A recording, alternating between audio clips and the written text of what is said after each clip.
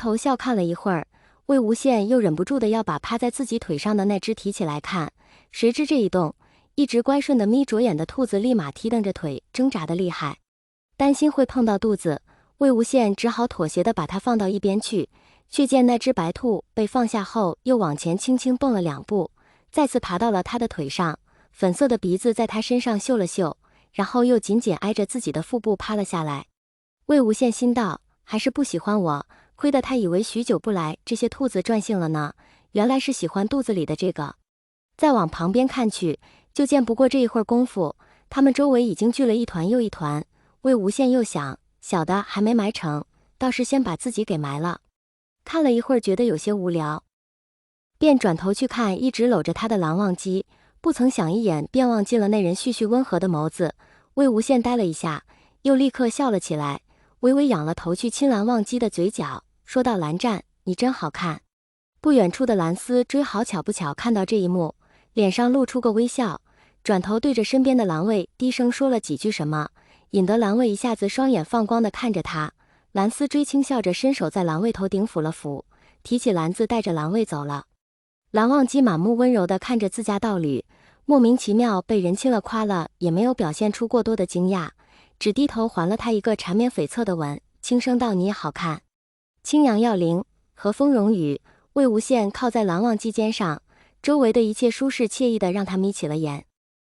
不过片刻就昏昏欲睡起来，本想着坐一会儿就回去，现在他却懒得不想动了，靠在蓝忘机身上微闭着眼，忍不住打了个哈欠，说道：“蓝湛，我困了，小朋友也说他一点都不想动了，能不能偷一次懒？劳烦韩光君带我和小朋友回去一下。”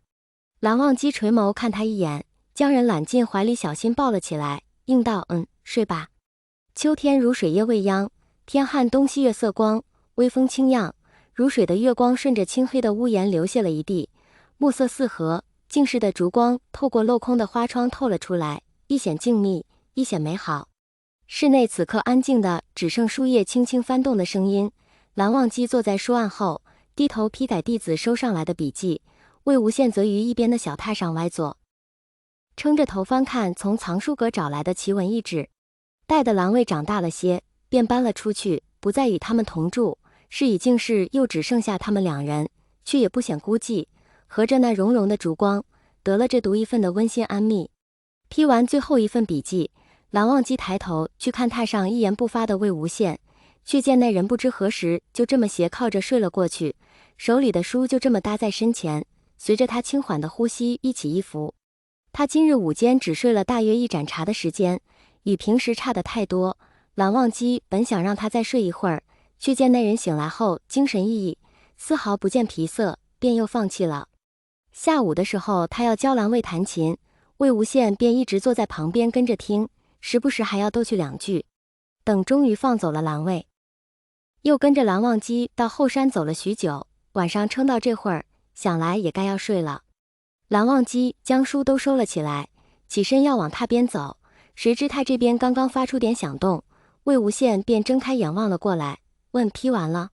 听得蓝忘机答了一声，魏无羡便说要去沐浴休息，刚从榻上坐起来，却忽然僵住动作，嘶了一声。